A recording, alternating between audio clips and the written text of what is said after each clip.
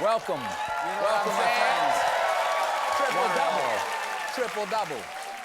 Welcome to The Late Show. I'm your host, Stephen Colbert. And folks, you lucky people are here on an historic evening because just over a year after the January 6th insurrection, the feds are finally dishing out some serious consequences because today, an Oath Keeper leader and 10 others were charged with seditious conspiracy related to the Capitol attack.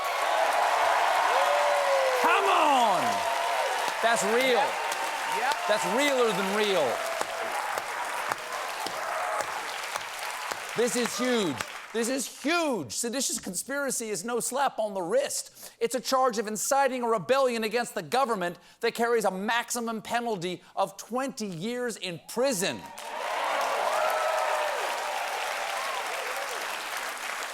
That's pretty bad. That's pretty bad, I gotta say, but somehow it feels like it should be more. Like if you tried to take the government down, you should go away for longer than one Billie Eilish. Now, to put it all in perspective, this is the most serious and sweeping case to emerge from the federal investigation into the Capitol riot. Finally. Up until now, the most serious charge any of these guys have gotten is impersonating a Flintstone. The biggest name... Woo!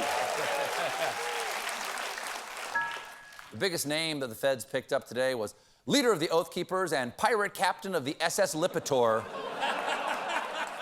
Stuart Rhodes. The indictment alleges that Rhodes and his co-conspirators engaged in a conspiracy to oppose the lawful transfer of presidential power by force by preventing, hindering, or delaying by force execution of laws governing the transfer of power, which is a very elegant way of saying pooping on the walls. Now, in their defense, the Oath Keepers claim that they converged on Washington just before January 6th as part of a security detail hired to protect conservative celebrities like Roger Stone. Get your story straight, Oath Keepers.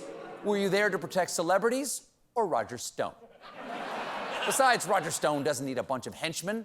It's not like he's some sort of cartoonish supervillain. Oh, there you go. Now, here's the thing. This isn't a charge they just yank out of the tank willy-nilly. You don't charge someone with sedition unless you've got them dead to rights, and it looks like they do, because in the lead-up to January 6th, Rhodes called on members of his group to stock up on ammo and prepare for a full-on war in the streets. And a war was there, and it's a war that they lost. This is starting to restore... Feels good. Starting to restore my faith in the Justice Department. Finally, they're charging people with the sedition we saw with our own eyes on live TV. And hopefully, one day, the feds will learn the identity of that shadowy figure who was the president who told them to do it. You know who I don't? You know what I don't have a lot of faith in? The Supreme Court. Because today, the Supreme Court blocked Biden's vaccine mandate for large employers. What the hell, Supremes? What do you know about large employers? You're a small business with 9 workers whose dress code is ankle-length hefty bag. Now, as is frequent with this court these days, the vote was 6-3 along ideological lines. And the conservatives wrote in an unsigned opinion, although Congress has indisputably given OSHA the power to regulate occupational dangers, it has not given that agency the power to regulate public health more broadly. But COVID is an occupational danger. Why do you think everyone who can is working from home? You think it's because they want to see their spouse yell at the Roomba again? It can't hear you, Jack. It's a machine. Speaking of the pandemic, it's all we've been speaking about for the last 2 years.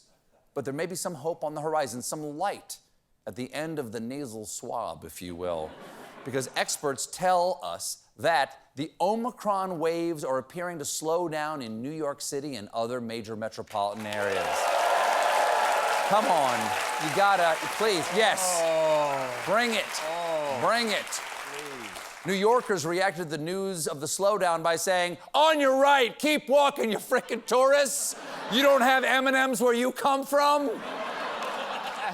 It's really a lovely place. You should really check it out. It's not just New York. In both New Jersey and Maryland, the number of new cases has fallen slightly this week, and coronavirus levels in Boston area wastewater are falling. One local scientist said, "Our butt chowder is wicked virus-free. Yankees suck!" We're not fully out of the woods just yet, but in the words of one epidemiologist, our assessment is we have likely peaked as a country. No argument there, but do you have any thoughts on the coronavirus? I cannot wait for the Omicron to go away because I'm tired of having to do at-home tests. I do it so much I've started experimenting. Sometimes I bring in another Q-tip for a menage a swab. Keep it fresh, keep it spicy. Now, some people online have started to question whether we're even doing the swab right. They think we're jabbing the swab in the wrong place because researchers increasingly believe Omicron may replicate in the throat before the nose. The throat? Die, you bastards!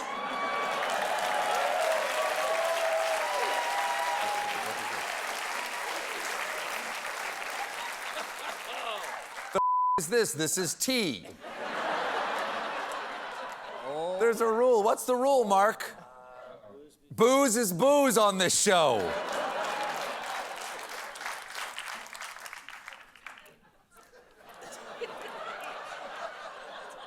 Today, President Biden gave an update on the battle against COVID, and with things as bad as they are, he went back to basics. First, masking. Masking is an important tool to control the spread of COVID-19. The CDC says that wearing a well-fitting mask of any of them is certainly better than not wearing a mask if it's well-fitting. What if over your nose? It's kind of embarrassing that after 22 months into a pandemic, the leader of the free world still has to take time to teach us rudimentary safety tips.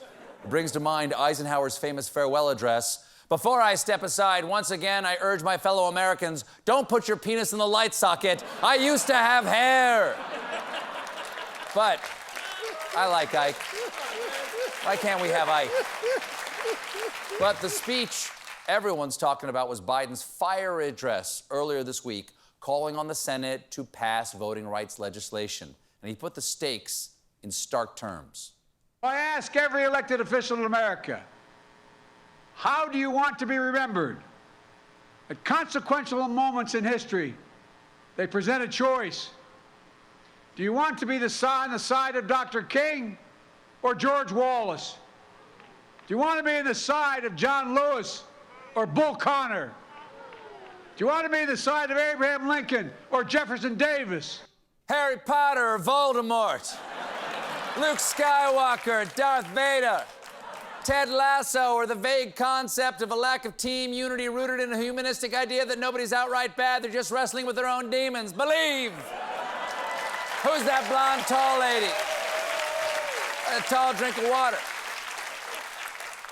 That speech ruffled the feathers of Republicans in Congress, especially Florida senator and fifth grader explaining to the other kids why he would be an asset to the dodgeball team. Marco Rubio. In the Senate yesterday, Rubio criticized Biden's speech and attempted to zing the libs. Yesterday, we were treated to the president telling us that election laws that are being passed by various states across the country over the last year are basically the same, the equivalent of the segregation that existed in this country in the 1950s and 60s and before. Now look, if your daily routine is to wake up in the morning and turn on MSNBC as you ride your Peloton, and then you go on Twitter as you're drinking your caramel macchiato, and then you're reading the New York Times as you're eating your avocado toast, I imagine all this makes perfect sense to you. Hey, that is a gross mischaracterization. Real liberals eat quinoa poke bowls and drink oat milk on their Peloton late at night while watching my show.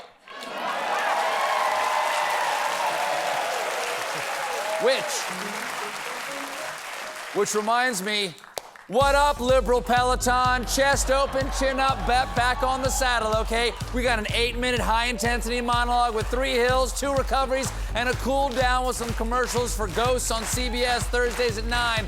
So crank that resistance knob, and remember, it isn't about what number you hit, it's about watching my butt in the mirror. Come on, let's get up, let's get up. Let's get up. Do that, do that. And I'm winded. Senator Rubio's anti-Twitter rant would be a lot more convincing if he hadn't posted it on Twitter. Also, I gotta say, Starbucks isn't a liberal drink. At this point, it's an everybody drink. Marco Rubio's home state has the third most Starbucks with 786 stores. It's the most popular drink in Florida after Monster Energy and NyQuil. Big news from across the pond. Queen Elizabeth has stripped Prince Andrew of his titles. So, from here on out, he's the Andrew formerly known as Prince. Previously on Game of Thrones, his no longer royal lowness is fighting a civil sexual assault lawsuit brought by a woman who was trafficked by Andrew's friend, Jeffrey Epstein. That's bad. You know it's gotta be bad when the royal family, a group of inbred, gin-soaked, jumped-up medieval gangsters that are the product of an inherently racist class system who have all their money from ravaging the world and stripping the gold teeth out of pensioners, say, he did what? The Queen made it clear where she stands with her statement. The Duke of York will continue not to undertake any public duties and is defending his case as a private citizen. Yes, from now on, he'll be a private citizen defending what he did with his citizens' privates. But he doesn't just lose the title His Royal Highness. Oh, no. Johnny, tell him what he's lost. Andrew has lost the right to be called the Commodore-in-Chief of the Fleet Air Arm, the Royal Colonel of the Royal Highland Fusiliers, the Deputy Colonel-in-Chief of the Royal Lancers, Queen Elizabeth's own, the Royal Colonel of the Royal Regiment of Scotland.